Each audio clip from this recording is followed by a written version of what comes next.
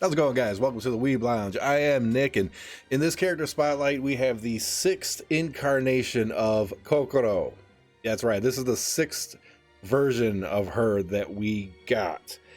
That's way too many, but it's Kokkoro, so maybe not. Plus, she brings a doggy. She got a dog.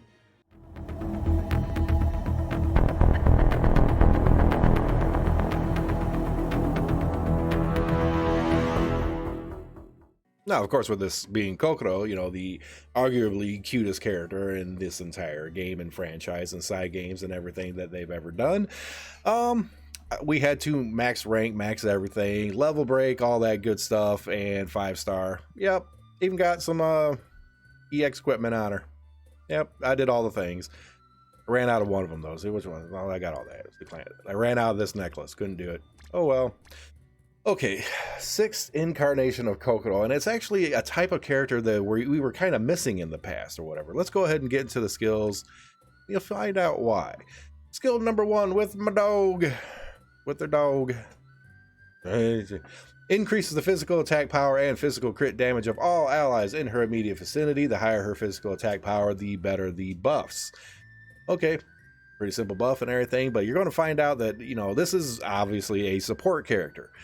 The only attack damage that she's going to do is her basic null attack or whatever, her fill-in action, and doesn't really hit all that hard until everything starts ramping up. So like when I get to the little battle thing, it's going to take forever, just letting you guys know. Skill number 2, Evergreen Healing Breeze. It's a heal over time and all damage barrier, physical and magical, placed around all allies in her immediate vicinity. It's this immediate vicinity thing, and that's actually kind of important as to why she is what she is. EX skill, increase physical attack power. You have to have 5 stars, increase physical attack. These things are boring. They don't change them up anymore. It's all physical attack power. Hooray. Union Burst, Master and Servant Bond, is the exact same as skill 1 with my dog. So Master and Servant bond with their dog. What it is. I'll read it. It's my job. Increases the physical attack power and physical crit damage of all allies in her immediate vicinity. The higher her physical attack power, the better the buffs. The only difference between this and the regular skills, the Union Burst does a lot more.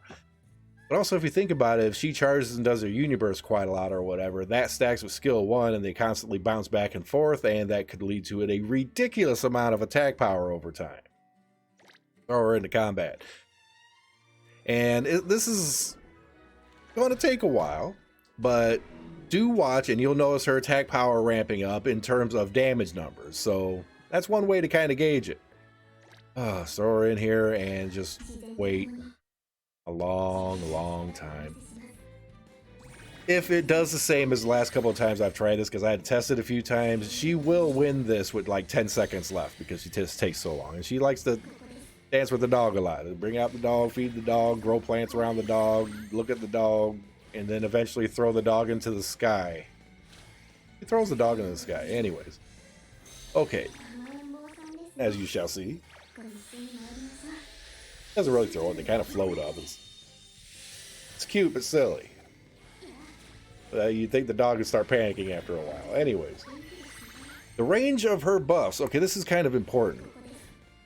Now, the range of her buffs, for physical attack power, well, not magic power so much, but physical attack power, a lot of the characters that we're using right now are either mid-guard or front, and that's kind of what they cover. They cover the entire front line and only like half of the mid-guard. And that's kind of been normal for the absolute longest time. Well, Kokkoro here, she's throwing out all these physical buffs, and it's all the full back row up to the mid row about where Rin stands, if that's a gauge of anything. Back row goes all to Squirrel Girl, Rin. I'm sure that is helpful. It really is. There's things online that is like, these are the characters that stand in between, but I'm not going to like have a huge list between my hands here. I can't fit that many. I don't have that kind of reach. But anyways, that's the range of her stuff. And if you think about it, we haven't really had anything like really good in terms of that for the back row, you know, for all of our archers. Arisa, Aoi, Shiori, which I think is going to get her 6-star probably next. That's my guess. I'm throwing it out there. We're getting Anna here really soon. The 9th maybe? or already. I don't remember any dates anymore. But Shiori might be the next one because it kind of ties in with this whole Ranger thing and the story event. So I'm thinking, we might be getting her. Either that or just Ranger Edition Shiori and we're going to have to spend some more money, which I'll do. Okay. She's getting done. She's got about 50 seconds left or whatever here. Okay, so that's the range of her buffs, and we need that because, you know, for the longest time our boss battles has all been like organized by the front characters for the most part. Arisa, all our archers haven't really gotten any love. Now they do with Kokkoro here. So, but the problem is she's pure physical damage, physical crit. She doesn't offer any speed buffs. She doesn't help generate any technique points. She doesn't debuff the enemy. So she is a really good, small, like, streamlined support. Does that make any sense, guys? I mean, it's not one trick pony, maybe one trick dog or something. I don't know. 2 tricks. I'll give it 2. But she's really focused on just those pretty much, with a little bit of defensive heals and stuff in it. She's not a big time healer, but she will buff attack power and everything. So you need other support or other characters to debuff the enemy, get that attack speed going, generate those technique points. Once you can put a group all in there with that, there you go. You're going to have yourself a really good group. Hopefully. Now, here's another thing. Okay, I keep going on and on and on. We have 6 iterations of this character now. And we have the bond stories for these characters, correct?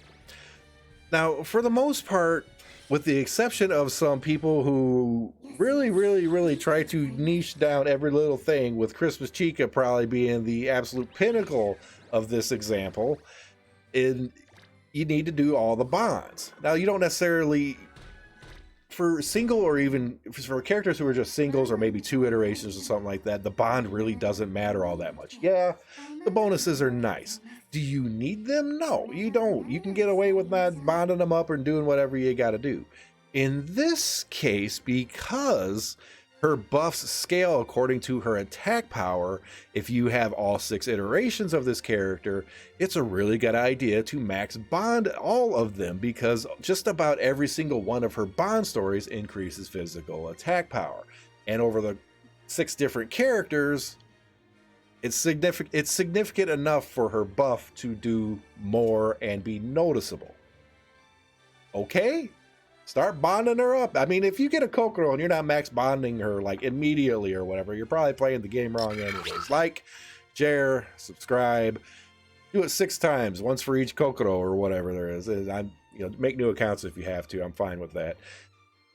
Don't do that. I might get banned. That's you're not supposed to do that. Anyways, you have all these versions of Kokkoro. Bond them up. Get the extra stuff. She sits in the back. Buffing archers and everything, but the biggest question is, do you pull her? Limited character, do we want to pull Ranger Kokkoro here? This is also a weird one, and I'm going to end up making a longer video than usual. Okay.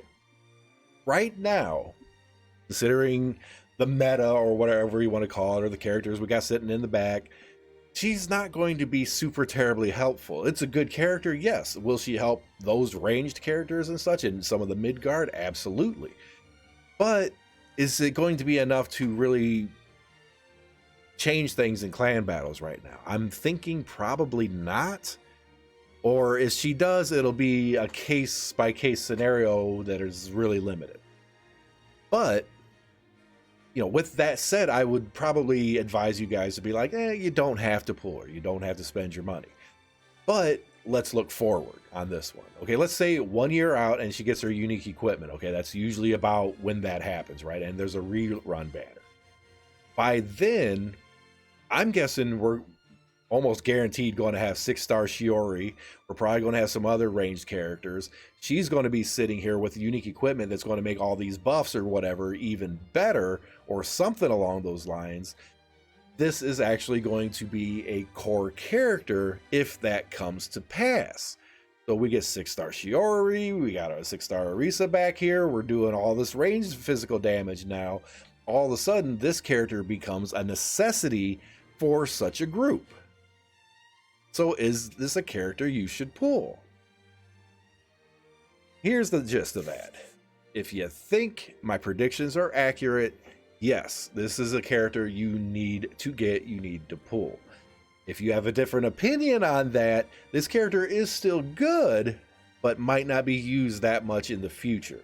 He is ranked SS tier in boss battles on the websites and crap I go to, so it's still a good character regardless. So even if I'm wrong and you do spend some money on this character, might still be worth it. We'll see you in the next video.